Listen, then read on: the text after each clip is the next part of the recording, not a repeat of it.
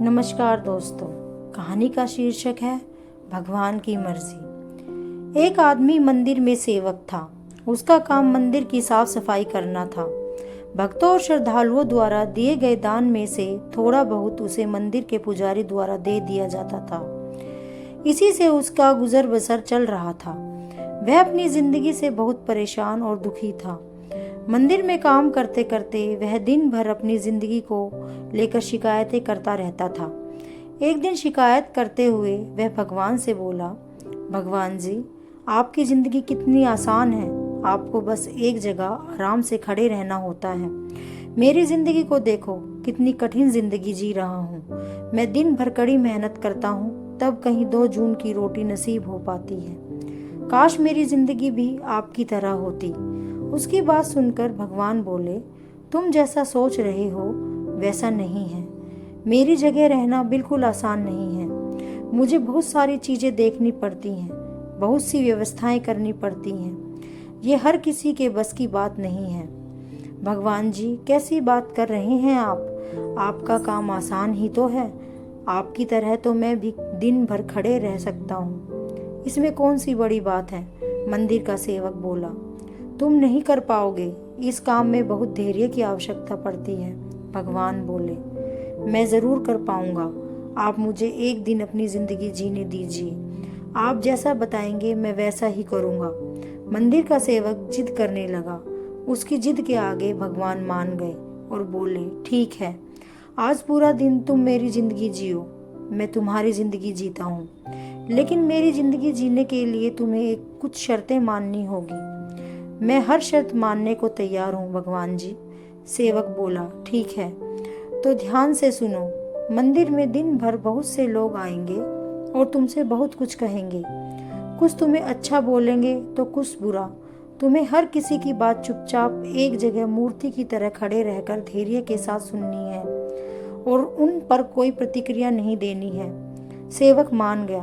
भगवान और उसने अपनी जिंदगी का एक दिन के लिए आपस में बदल ली।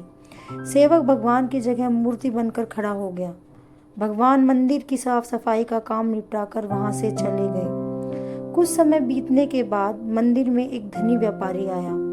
भगवान से प्रार्थना करते हुए वह बोला, भगवान जी, मैं एक नई फैक्ट्री डाल रहा हूँ। मुझे आशीर्वाद दीजिए कि यह फैक्ट्री अच्छी तरह चले और मैं इससे अच्छा मुनाफा कमाऊं।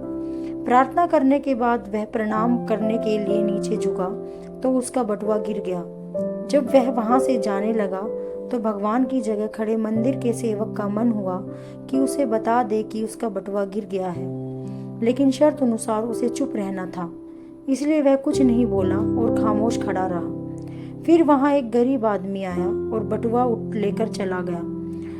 पुलिस नाविक को पकड़कर ले जाने लगी।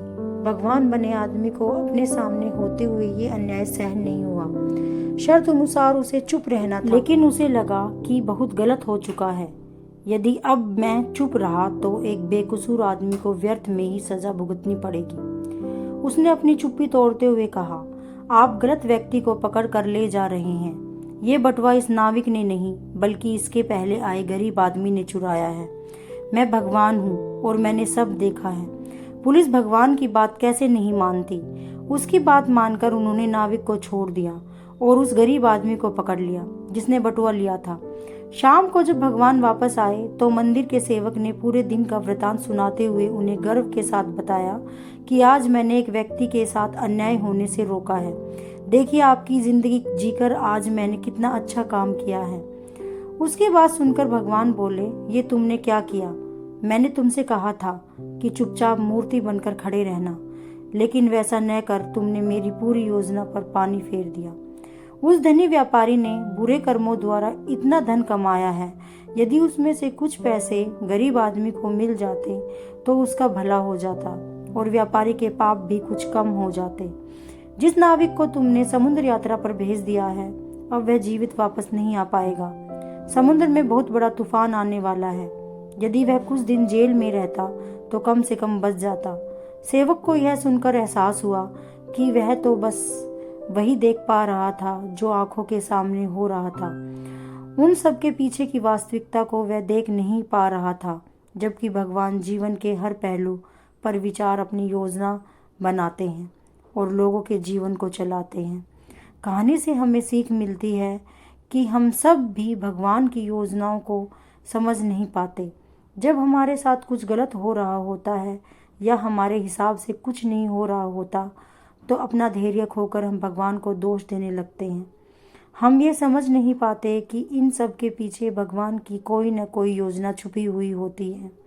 ऐसे समय में हमें भगवान पर विश्वास रखकर धैर्य धारण करने की आवश्यकता है। इसलिए चिंता न करें। यदि आपकी मर्जी से कुछ नहीं हो रहा, तो इसका अर्थ है कि वह भगवान की मर्जी से हो रहा है, और भले ही देर से ही सही, भगवान की मर्जी से सब अच्छा ही होता है।